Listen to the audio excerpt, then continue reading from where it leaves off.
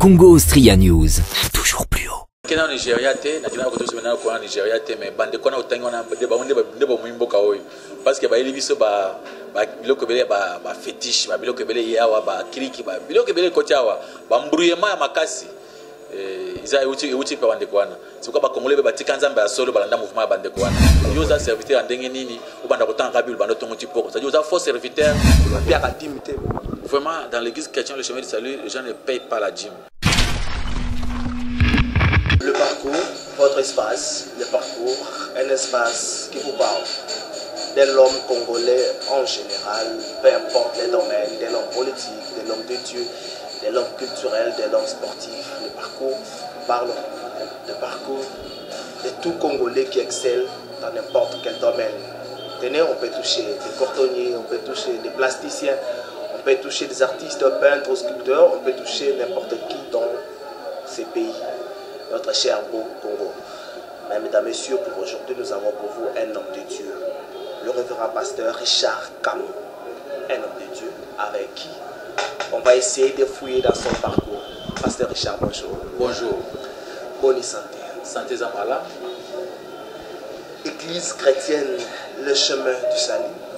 C'est lié à Nzambe au Kabaka. Oui. Bonne santé, église chrétienne.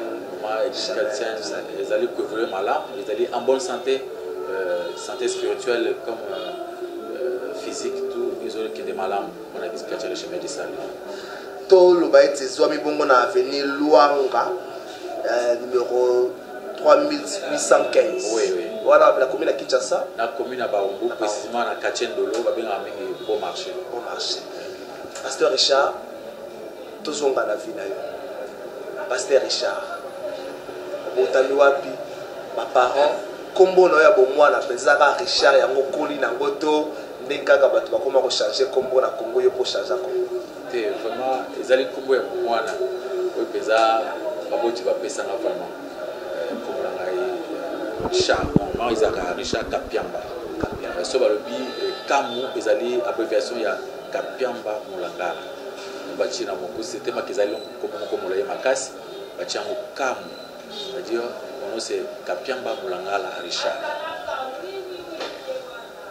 La famille, aux aînés, aux derniers, aux cadets. Oui, Nazali, en même temps les derniers, en même temps les cadets, en même temps les nés, en même temps les cadets. Comment ça veut dire que chez mon papa, papa et papa Nangana, c'est moi Nasuka. Moi Nasuka et pas papa. Moi, aller bosser pas maman. C'est comme ça. Donc, papa Nangaï, c'est moi Nasuka, parce que c'est mon épée. Atirana Nazam a 2 ans, étant à Koufaki, Nazaki moi n'a pas papa. Mais maman, j'étais le nez chez ma maman. C'est pourquoi Nazana Baleki, côté maman, Nabaya, Baya côté papa. Donc on bénéficie de caprice, il y a la souka, la courage, il y a la liboso. Les deux. C'est une très bonne chose, pasteur Richard. Environnement vie professionnelle au-delà de un homme de Dieu. Par exemple là on a bureau, et ça n'a pas de bureau, il y a église toujours travailler. Vie professionnelle là yo na kati ya société aux alina. Vraiment on a collé na boka il est beau. Il est beau, actuellement na Kasai. Kasai va combien on gens sur agent Stumbangi. Kasai occidental auparavant. Il est beau, c'est kana tangi après na tanga kisu pe na mweka na saka pe ba utile matière na mweka tina kindaki pe ko sisa pe na kananga izana ainsi ba bien institut Chibanda isika na présenter examen d'état wana tanda ko kuna koyana na Kisasa na ba 1989 après avoir présenté examen d'état na Kisasa. Na Kisasa, examen temps on peut temps se présenter on a payé besoin kate na yesu kumunda côté na Kisasa na omen na Kisasa temps mulai na bande pe ko débrouiller ne watu se ba débrouiller ka ande pour débrouiller pour le canet moi sur le kaka ko ta ba faire ko ça la passer par là. C'est comme ça que tous combattre les lots on a ça dire tina ndenge na ko zo nzamba soki pe na ko na ko bala comme père des enfants, mais à prendre, d'ailleurs, quand on a ça dans Zambé, en 2004 parce que na évolué mingi na l'église EJCC et bien EJCC c'est l'église où Yozaki sanganaki na ACK tant on va séparer bango et ba bengi ba vertical EJCC ou comme ACK et on a évolué na EJCC j'ai fait des années là-bas au Melaki mingi mais il y a un pasteur Eli Mutombo, il y a le pasteur Malandi, il y a l'autre pasteur Jean Manina qui vient de mourir dernièrement. Parce que Jean Manina a évolué, il a passé à côté à EJCC. Avant que les lots, en 2004, il y a un ensemble chrétien le chemin du Satan. Évolué dans EJCC en 2004, pour ceux qui ont l'église chrétienne, le chemin du Satan. C'est arrivé facilement comme ça, au monde qui a commis, pour le battre, pour ça l'église a un combat mondial. Oui. Pour l'église, comment ils ont combattu, ce n'est pas un hasard. Après avoir présenté les amis d'État au niveau de Kananga, on a Belara Makas, Belara Sérimoko Makas, partout pour la guérison, et si pas qu'à Babo tu vas faire comment il fait il y a un garçon qui est orphelin il y a papa maman ko to alemba ki déjà maman wanande na yo kutana bongo na nzamba le belinga na robikisa yo tana robikisa yo okena mboka kisasa tant ko na mboka kisasa ko servir nga de toute façon ce n'est pas facile pour comprendre le langage en zambé na mona ka lokola black après na ekubika maladie wana ekubika après na kisasa dans la commune de Kisasa, comment sur vision il y a une vision non, il y a ça qui autant pour servir là. Et voilà tout, on a peu que d'ara dengue qui n'est qui un peu difficile moi baba 1990 on a Congo, ba pillage, banini donc moi mon moyen peut continuer à utiliser ça qui parce que c'était un peu compliqué. Zamba le bilinga wana sous que non, il faut servir là. Comme il était encore trop jeune, je ne comprenais même pas. On est se débrouiller peu pour qu'on va faire, nous ça en croyant que le service Zambéza copé ça va offrir l'église, contenir ça dans Zambé, mais Zambé ça non ils allaient wanate, yo opposé à la montée. C'est comme ça avec le temps, c'est lui moko makambo kulanga ma casse, j'étais obligé dans l'Ukaisika pour se sauver dans la position de l'église à EJCC. Et bah binga kuna tant on a comment l'église on a pour la première fois ba ça que bato ba mona on a bato ça ba vision pour mon vision prophétie. Il libère là parce que comme un serviteur de Dieu. Comme ça que j'ai évolué dans cette église pendant presque 15 à 17 ans. Mais là qui parce que tout est badé tu as dit comme en 2004. 2004 des sikoyo na yeko koma siko na niveau pona binisa o za wenza masai na kati na ngai. Eza yi penanza balobenga non, le mai koki esengeli ozwa musala ko bana ko prêcher ngai. Mais le premier qui est surpris parce que quand on va dire que prêcher, on va dire que ça est en Zambie, on a dit message qui est contraire par rapport à ce qu'on a dit pour bomber. Message est contraire, on a compris la parole de Dieu dans le Moussoussou par rapport à papa Nanga. Le roi rebelle. Oui, c'est ça, moi rebelle, mais par rapport à la Bible, parce que mes parents en Christ, parce que la Bible est ça copié en mon père spirituel, avec les exemples à Matthieu 23. Balobi ko benga moto père spirituel te mais papa wana o ba forma kanga na makambo na Nzambe bango basaki mingi attaché na loi ya Moïse en même temps na Ancien Testament et la grâce mais tant on a évolué la parole de Dieu na moni que non il faut se baser seulement sur la grâce il faut pas mélanger et la loi et la grâce c'est ce qui a fait créer une distinction entre ngana ba papa na tout son ngana kambo on va tout continuer là où le péché abonde la grâce surabonde. Le Rwanda, pasteur Richard Kam, on dirait comment comme ça va dans sa mémoire, là où le péché abonde, la grâce surabonde. Toujours vivre le temps de la grâce.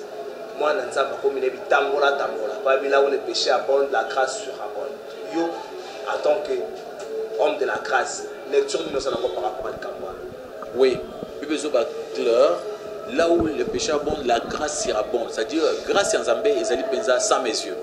Zambé a pris à Koulimbi, ça monte, quel que soit le problème ou à cause de la salade. Mais n'oubliez pas que tant que vous voulez la grâce au pied, c'est-à-dire que vous avez grâce à vous, c'est-à-dire que vous avez grâce parce que grâce est allée. À ce moment-là, vous avez on a baillé, on a goûté la grâce, on a goûté la parole de Dieu. Et bayo kozonga suna sima il n'y a pas moyen pour babika les sous. Même là où il y a la grâce, bateau bazo vivre incrédulité. Baza bateau yo en même temps azo on a grâce, azo confesser, azo la vie na ma benanko. À ce moment-là, et comme ce que yo mutu azana incrédulité, azo continue ko ça mramonanko. Tu sais même quelque part tant Satan a lobby na Jésus-Christ, ceux qui ont sauté awa, tout à la comment ba ange ko yambayo, ils ont lobby ba tantaka nzambete. Donc on ne peut pas tenter Dieu, na ça la pour que nzambaye, nzamba ko na ko limbisa non. Là où la grâce sera bonne, c'est que Zambia limbisa ka mutu nyonso ko tia ko uta quel que soit masuma salaki. Tant ozoya aza kinani nzamba ko limbisa ye. Mais ceux qui ont dit que kozon la ka vina mbila masumu nanko à ce moment-là, ils ont moyen ko limbisa sur ça te pana. Pasteur Richard Tokota na église chrétienne le chemin du salut Tokota na ngobotami en 2004. Oui. Ba difficulté ni no kutana na pour faut noter na Congo ko so mukanda ko na ça l'église c'est facile. Mais tant que yo moko suis déjà ko ça l'église mukanda wa ndo bani ko ça l'église. Ba difficulté ni no kutana il faut noter que 2004 batu ba moi teti batu ba hotel la moi mukema kamba politique to ina ba 1+4 rappel sous 2004 ba difficulté ni no kutana. Oui. Ils allaient vraiment ébélés, même il y a Mukanda, ils ont pété pendant que Mukanda, pendant que ça la Moussala dans Zambie. Mukanda, on les a pété, même si on a passé dans la Bisso, et puis pendant que Mukanda, ils ont un pays très difficile. Zamba, sur la Bisso, en 2004, c'est un qui pendant que on a ça, on a F92. Toujours F92, tu vas nous évoluer dans F92, tu vas Mukanda, non, signé Mukanda, Bisso en 2011. Vous avez la différence, on a le temps. 7 ans. Oui, 7 ans après, pour signer Mukanda dans Bisso. Il y a ces personnes juridiques. Normalement, la difficulté c'est qui manque. Celui qui est dans les vides. Pasteur Richard, dans Bandaki vraiment, ils allaient dans Bazo le Belayo, on a expliqué la Bible selon les alliés. Parce que mingi tout le monde va prêcher la Bible, mais Bazo Bakissa, Bazo Longula. Nous avons une mission qui n'a prêché l'authenticité de la Bible. Textuellement, Dengue Ezali, Mountoa comprendre Dengue Ezali, Baba Kisate Balongolate. Et c'est difficile. La repose simplement, même les costards ils passe. Tu sais que depuis notre enfance, on avait appris à donner la dîme. Comme ça, on croyait qu'en payant la dîme, ils allaient pour ça la malâme. C'est faire la volonté de Dieu. Et tant que passer dans la Bible, à l'objet, tous les autres dîmes basés sur la malédiction. Tant que on a Galates chapitre 3. Pasteur Richard, c'est là. Toke malembe. Oui. Toke malembe. Ok. Batu nyonso bazo pesa dîme. Sous la malédiction. Oui, c'est ça le problème, c'est ça l'équation. Oui, ils ont fait ça que le message en est difficile, tu vas croire. Parce que dans Mukanda, Matthieu chapitre 23, verset 23, il y a que malheur à vous parce que vous payez la dîme. Donc, tu vas comprendre. Alors, malheur à vous parce que vous payez la dîme et vous oubliez ce qui est plus important dans la loi. À énumérer trois choses, alors, sans oublier les restes. Les restes, là, la dîme est déjà citée.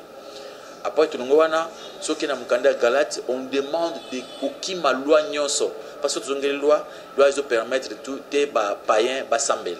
C'est pourquoi le tout le monde la loi tout banda toujours en la katia grâce. Soit même les lois na bagis nyonso au même bazo garder loi mosusu. Bibi zo ba que so garder loi nyonso. Loi epekisa kulia ngolo, kulia mbinzo, loi epekisa mutu azolo lokola biso boya akota na église, loi epekisa ki makambo ebele. Et loi isolo baké pour un homme de Dieu bien un pasteur il faut être fils de Lévi. Alors c'est comme ça que tout le monde, tous les pasteurs du Congo, du monde ne sont pas des fils de Lévi. Ils le sont par la grâce, mais parce que grâce on a écouté les serviteurs, ils ont gardé loi où ils ont condamné les choses. Loi mingi batu basimba ezaka c'est aussi la dîme parce que la dîme ils a du profit il y a un pasteur. C'est pourquoi le pasteur quand il s'agit de regarder loi, c'est basé sur la loi de la dîme. Là, il faut payer avec un cinquième. Mais c'est qu'on lui dit que non, il faut payer ça. Non, là, Jésus, ça fait une colosse. Vous comprenez que ils ont dit, pour un intérêt. C'est comme ça que j'ai vécu pendant toute ma vie. La vie, on a coupé ça, mais que ça l'a boyé. Il s'est dit, en même temps, dans la grâce, en même temps, dans la loi, c'était pour vivre dans la malédiction. Autant on comprendre que non, il faut vivre seulement la grâce. Il faut donner seulement volontairement, avec joie. Et tant on a pensé vérité, monsieur, que quand vous donnez avec la main droite, la main gauche est battée. Aujourd'hui, vous voyez ce qui se passe dans les églises. On a $100, déjà, ils ont publié aux yeux de tous. Nous savons que quelqu'un a payé $1000. C'est vrai que le bateau de Mabiso n'a qu'à contredire la parole prêchée par Jésus-Christ lui-même. C'est ça ce qui s'est passé. C'est pourquoi j'ai eu beaucoup de difficultés. J'étais même attaqué par des gens même de ma propre famille chrétienne. Jusqu'à aujourd'hui, j'ai toujours des difficultés. Ce n'est pas facile. Pasteur Richard, il y a une église, l'église chrétienne. Vraiment, dans l'église chrétienne, le chemin du salut, les gens ne payent pas la dîme. Les gens donnent volontairement avec joie, selon leur propre volonté. Et s'il faut donner, ça se fait en cachette. On ne peut pas dire que moi je donne autant. Et dans l'église chrétienne, chemin du salut, on ne vend pas de bénédictions. On a besoin dans l'église, les hommes de Dieu, c'est clairement, vous avez réussi gratuitement, donné gratuitement. Et ceux qui parlent en Zambie, pour on peut quelque chose. Pour ne pas ça prophétie, pas interpréter prophétie, on peut quelque chose. Et bazoteka, baseli vente, il y a bilo qui en Zambie. Et mutu qui a passé à lobby, il a par exemple 5-10 bénédictions où il faut payer l'argent pour en avoir. Et on prêche un Dieu, il y a monté Mamabé, un faux Dieu, un faux Jésus. Vous avez dit que Dieu est amour.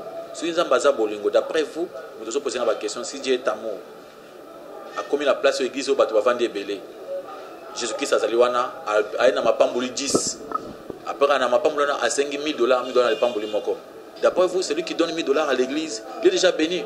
Et comment un Dieu d'amour a dit que bateau bazang 1 000 $, bazana 5 $, bazana bazou mon passe, à quel côté on a monté à 1 000 $ pour apambouler le sous. Ça dit c'est un faux Dieu. Le Dieu d'amour ne demande pas de l'argent pour bénir les gens. Pasteur Richard, nangina zonga na balewi. Dim ezaki pona balewi. Balewi basala ka musala te ba consacrer vie na bango pona servir musala na nzambe yango ba tufa pesa ka bango 1/10 ya musala na bango pour permettre bango balia. Lelo oyo zana ba sala na nzambe mususu yo malheureusement zana ba occupation mususu bon malheureusement te heureusement za ba occupation mususu au delà ko sa musala na nzambe za ba sala na nzambe mususu oyo bana lundi ti dimanche pendant le 1er janvier ti le 31 décembre musala les araka bible na église so ka 8 din lokola lewi asali mabete. Il faut comprendre que puisque avant tout nous avons notre apôtre, l'apôtre des païens, c'était l'apôtre Paul. Il nous a montré les chemins, c'est lui qui est notre chemin à suivre.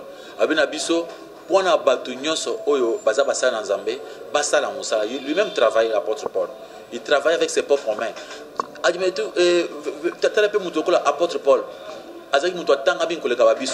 c'était un docteur. Donc, attanga na mito a professeur à l'université na Congo na c'est pour ça même un professeur de l'université. Mais bazo ba qu'il faisait des tentes. Azo que notonga ba bitoko kotonga ba tout mois payote pour azo à vivre. Il faut mona comment mutona miki tisaki. Alors apporte abi na tiki un exemple pour un exemple na ngai. Bino so posala musala. Kuyanki ceux qui apportent na niveau na yo abanda ko zala la Saint-Esprit butuna moyi abanda ko sala musala. Yo za serviteur ndenge nini obanda ko tanga bible banda tongo tipoko. C'est-à-dire yo za faux serviteur au comprendre les paroles de Dieu malamuté. C'est pourquoi banda ko senga banda ko pesa ba prophétie na ba biso ko pesa mbongo te ko mona passe. Pourquoi? Parce que toi tu as faim. C'est pourquoi il faut éviter que Moussa Nzambe, il faut travailler dans beaucoup, avoir quelque chose pour s'occuper de la famille. Alors, l'église paye côté kate. Tout ça, verset le bin 6. Ceux qui montent sur Moussa Nzambe, na muntei, yo paye ko songa na pas biloko na yo. Mais il faut que batu basala volontairement. Nous avons, c'est notre droit que batu ba pesa biso. Mais to comme ça obligation te, to comme ça problème te. Ba pesi d'accord, ba pesi d'accord. Mais il faut que l'homme de Dieu aussi a travaillé et que paye sa liberté. Pasteur Richard, l'évangile est gratuit. L'évangélisation est payante. Phrase fétiche à Bassan Lanzab et Mikolo Poisson Bongo Père Andi. Yo na l'obano le bino. Oui, c'est la cupidité. Apôtre Paul Azoba, on a mokandé à 1 Timothée chapitre 6. L'amour de l'argent, c'est le racine de tous les mots. La racine de tout le monde. Tous les mots. C'est-à-dire tous les problèmes, il y a Mabé, Makas et Van Nakacha Boulingonanzam. Les gens ont créé des phrases. On crée des idées pour se faire enrichir. On livre, bronchir, révéler comment se faire enrichir. On a la parole de Dieu. Alors, l'amour de l'argent, c'est le racine de tout le monde. Donc, un serviteur de foi, que nous avons notre patron qui est Dieu. Dieu est notre patron. C'est lui qui nous a engagés dans son service. Il sait comment s'occuper de nous.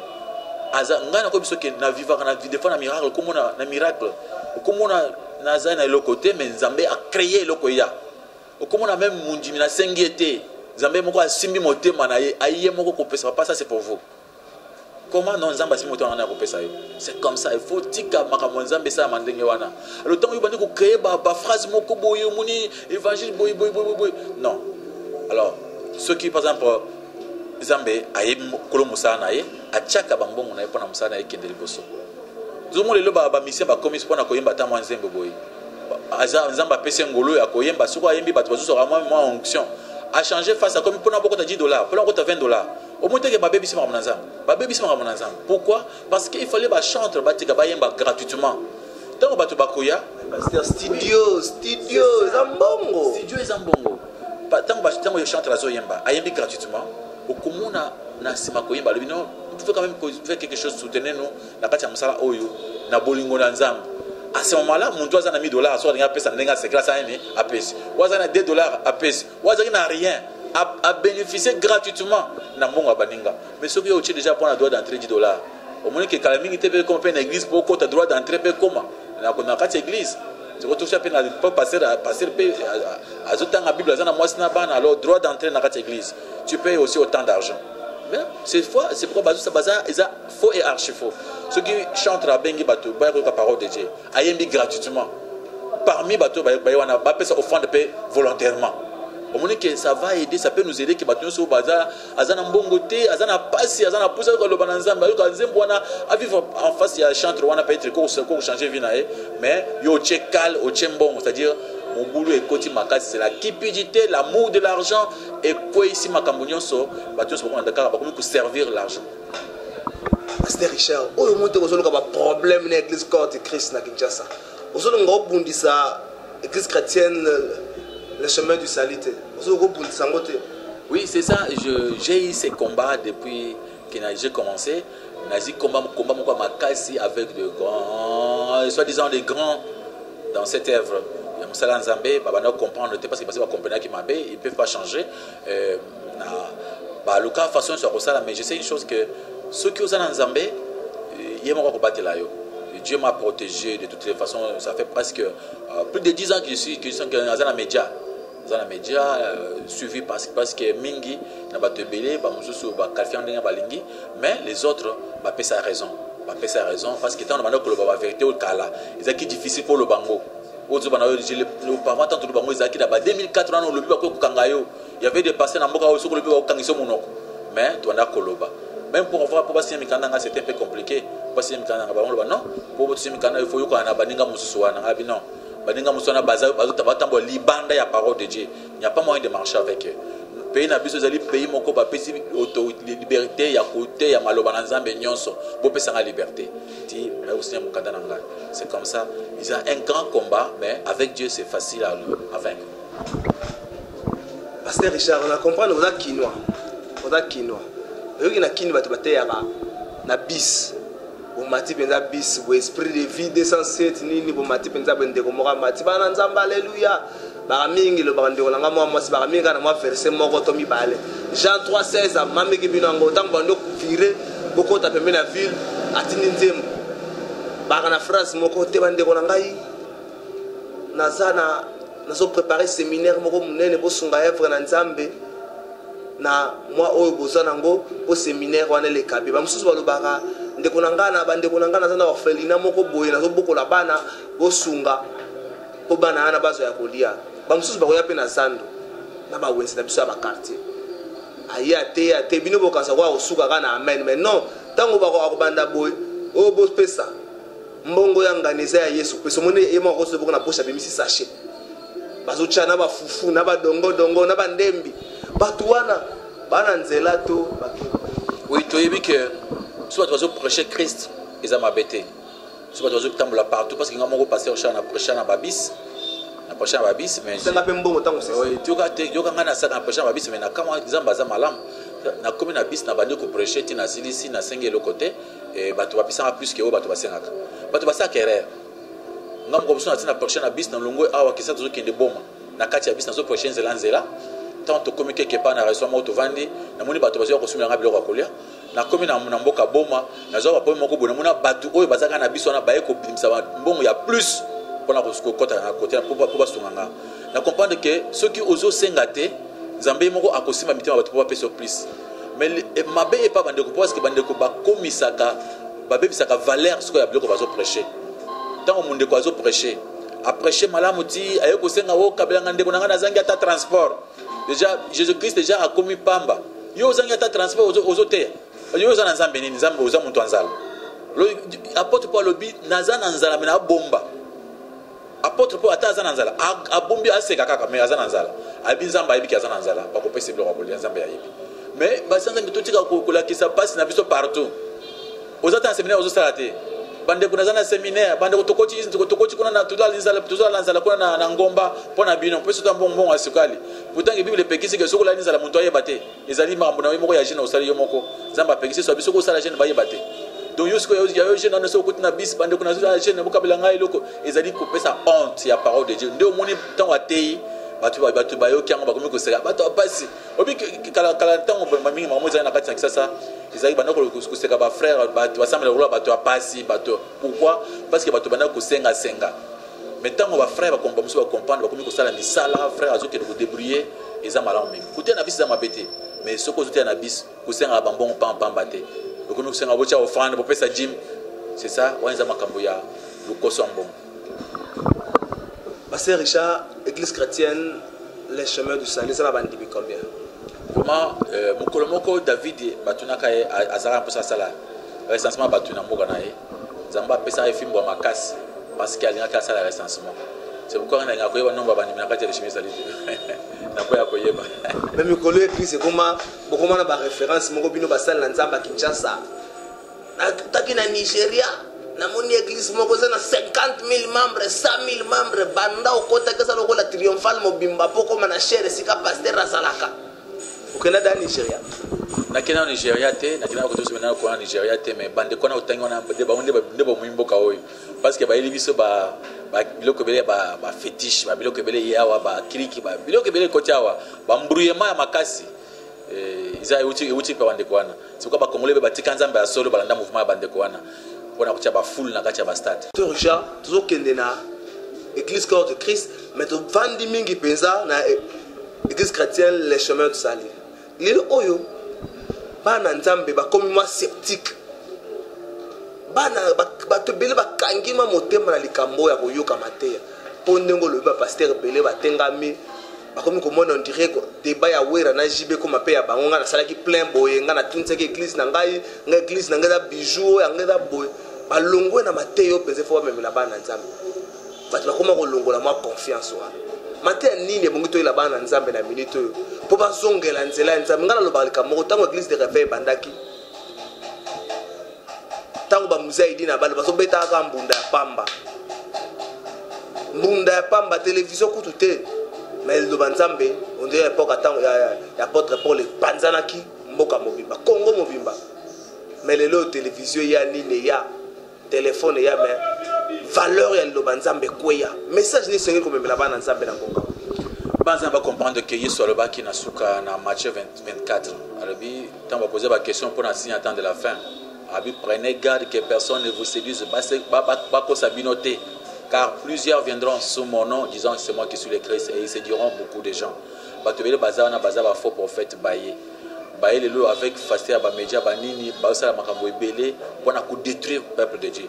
Le peuple de Dieu ayebake bibizo bake bien-aimé n'ajoutez pas foi à tout esprit mais éprouvez les esprits pour savoir s'ils sont de Dieu. Car plusieurs faux prophètes sont venus dans le monde. 1 Jean chapitre 4 verset 1. Et ainsi que ceux qui montent azan la Bible, attend la Bible à découvrir facilement où ils ont malam. Alors batumi bandara luyenge azana poussa akinde ko na basanza me pona ndenga luyenge c'est pourquoi bazo bazana difficulté banza me batanga Bible so batangi Bible bakoyeba vérité to poussa malem la suka pasteur Richard Kamou ton dimi goza elombe na makambo ya nzambe miracle za rappel na rendez-vous boya le to lundi boya jeudi boya le 31 décembre na veille na kuna miracle ko sala makasi pasteur Richard asali ba fiche ache monte na yote ko somba ya $100,000 miracle ça rappelle na rendez-vous miracle vraiment et cause na rendez-vous te ezali ba koyokana batu bazokana miracle cause jamais na rendez-vous te oyebi avant na comme pasteur banda ko mona miracle sala mana mona ka miracle sama na musika ngapite il faut apena vivre en sur place bandi ko projet pour na vivre miracle wana namoni ko ka telemi ngala nimbangu na sengi adresse na ye de ko ngana tamula kinu mona mona bakoka wana te abake boy gauche namoni yete nazongi boy na tuni na adresse babo azakate na comprendre que ba vie belé ba ça ba aventure trop bazo ba petit moko bayoka na bango petit atamba na ye bien alobi na za aveugle azana aveugle te donc on a fait ces aventures pour na tromper vigilance ya bato basali bongo poizo full tant yo kene tant yo komi boy yo komona ko ka telemi après ayepa na yo binzambo biso ko pesi mbongo za na ndako te yo ko kufa lobi abambe speed de mort tant moni ko ka wuti ko telema yo te monto atelemi so ko ka boya bisanga speed mo na boya oke ozo mbongo nyonso opesi ezaki commerce lengeni ya koyebana miracle ezali mais oya yaka na 15h 14h ezaka mensonge oya ke oyo mona ka bato basaka mingi ba témoigner mingi ozo ba témoigner wana bato bilokos bazo biloko même na bible zaki soki mu yeso fondlu mutu miso ba keti papa na mama bato c'est moi na bino azaki aveugle mais bino bozo maka pamba na zaki aveugle na moni ya zaki aveugle mu colonel tuna ye couleur abi couleur rouge na vert na couleur verte ayebi ka wapi wana no bible ka mo moto yesu stara sa miracle mingi ka ba para ba zaki koza sika ngo pona ko certifier que bikamo salami pasteur Richard église chrétienne les chemins du salut avenue Luango 3815 koto ya ndolo koto abengaka bon marché yo benga ona kombo ya kala usangana ka mkonini osangana ka chaque dimanche de 8h30 jusqu'à 12h des fois tout le monde va 12h30 mais à part wana pe zara ça na Kasavu na Kasavu buna avenue Yaoma numéro 58 vous avez na mosusu zana na qui formé sur na Masina qui formé sur 56 na Masina na quartier oyo za sima Bekatef vous avez na kuna et ba horaire mais chaque horaire chaque semaine ils a chaque mercredi dans la kit na chaque vendredi à part ça il y a des réunions ba prière oyo ka so mutaza na problème d'autres choses on n'a pas ensemble dans la prière. Pasteur Richard, la moni église chrétienne les chemins du salut comme moi et belé et ça ka oyo ya direction générale te ya ndolo comme na ba extension nango donc malé mais na combat oyo so bunda bato ba comme ko comprendre un message na yo mais likambo adimi wana nde okozwa bandimi po ndimi susu a comprendre moni dimi chaque mona pesa ka papa na nganga moko soki na sepeli nganga moko soki na zui motako oyo nga na zui tant so problème na yesi $500 mais dimi mon dimi zaka $10 mais mon dimi yemo na posa na zaki na posa pambola na $200 mon dimi ko ya facilement mais na ba collègue pasteur relation les années tout comme la sur suka relation les années na ba collègue pasteur mususu lo kwayo. Oui, na la difficulté ma casse tema ke ba collègue pasteur mingi basaka pona pour avoir l'argent pona mbongo ba se méfier kananga ma casse donc ba banga ka mingi ko satana ko tana giza mango ba s'approcher penza te et des fois ba vanda kana ba réunion mingi ko na izo kota maboyo pusani boyo batalo misu mabe ba bi ya boy to zo gym parce que ma keza place on bazo elaka ba mususu azomi to ka asumba mapango na makambo wana et nazaka difficulté ma casse nazaka comme qui nazaka comme to ba rejeter quoi. Na comprenant que non, c'est la vérité, il faut n'approcher la vérité, attaque ma collègue baza pour ça n'angate, n'a faut entrer dans la vérité. Vous avez un RSC. Naza kuna nyoso na ekosimba te kuna yo moko yebike Jim ezali local liboso. Ce côté on appelle son Jim local liboso. Aux un côté pe Jim local liboso. OK côté yo kuna bako adekonoso protestant. Nani babande ko ba mama ba paye 5000, ba papa bazana 20000. Ba papa boté na boso ba mama, mama moko atelemi ngaza 50000 bato bamoni obeti maboko. Nyoso na aventure. C'est pourquoi to boyi ba aventure entre lembiango. Tout ça là du mal comme Jésus-Christ a lobby au pays na gauche doit te yebater pesa volontairement dans moté melingi ba forcément ba ko pesa te ils a la joie yo na kati ya motema na yo ce qui a solo botami sika o ko pesa ta ba yebisi yote. Pasteur Richard osala bana. Oui, naza père des enfants. Oui, bazo kende classe nango. Oui, bana bazo kende classe. Ba muso bazana ba université. To tikela yo to komi na suka. O ko pesa numéro na ya téléphone ya contact sika bande ko bipai na bipai ba ko benga yo. Kana likete bande kwa libanda mingi ba ko benga yo. O ko pesa numéro na ya contact. Mais message ko senga na pesa message. Ko pesa ngana ba congolais te. C'est vrai lelo lingala ya kasusu na frontière te. Lingala ba te belé ba yo ka.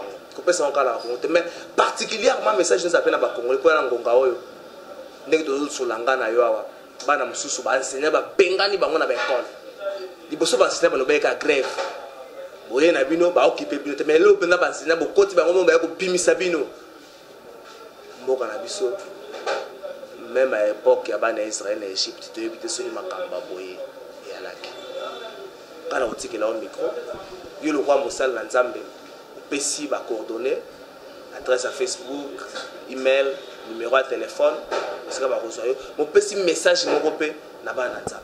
OK. Les pasteur chaque Kamou ya église chrétien le chemin du salut na Facebook ba commis pasteur Richard Kamou. C'est facile ce que commis au commun na pasteur chaque Kamou des fois ba matin ngai de rappeler mingi kuna. Pour les kamamboka na biso est simple. Nzambe azali mettre à temps et à circonstance. Pour mboka na biso to pesa confiance pas na Nzambe. Vous allez assurer que Nzambe ayebi comment, ayebi makambo nyonso. Donc tout misala ba souci té. Nzambe abi to se contenter na toute façon. Apôtre Paul lui j'ai appris à être content la façon dont se retrouver. Mais tout continue ko bon de la pona mboka na biso to ko solution Nzambe a pour mboka na biso. Et là comme ça ko ba pona message pa makambo ya Nzambe na lubi bana Nzambe lelo mokili tozana suka. Satan a azul bunda pona kozwa bandimi ebele ba ke na enfer. Alors tout ça la keba. To yokola ko examiner kamakambo, faire un jugement. Apprendre à faire de bons jugements. Parce que même l'esprit de Dieu, l'esprit de Dieu, c'est l'esprit de l'intelligence, la sagesse et de la crainte de l'Éternel. Le discernement. Il faut savoir discerner les choses. Surtout, dans le cas de discernement, tu peux réussir. Tout ce qui a adoré Badou. Parce que je vois dans notre pays, Badou, c'est la Badou. Donc, moi, plaisir, il y a Badou. Mais toi, adorer le Dieu Tout-Puissant. Le peuple congolais, Bassambelak. Mais le peuple congolais, Mingi Baza, idolâtre. Pourquoi? Bien que Bassambelak, ils prient leur pasteur, les photos de leur pasteur, ils marchent avec les photos des gens. Dans leur façon de prier, ils ont pas l'idolâtrie. C'est pourquoi toujours moment est difficile dans mboka na biso ko traverser moment difficile pour que pays monsieur miké bazata na richesse de mon côté bazo vivre bien. Mais n'oublie pas que notre pays est envié par tout le monde. Ba pays occidentaux, ba américains, ba ngonyo sona balula kamboka na biso. C'est pourquoi mboka na biso na bitumba makasi. Mais to continue ko sambela. Un jour tu reçois délivrance na kombo ya Nzambe. Numéro de téléphone 085 40 00 040 085 40 00 040. Soko bengango wana uzui pasteur Charles Moko toko kosolola.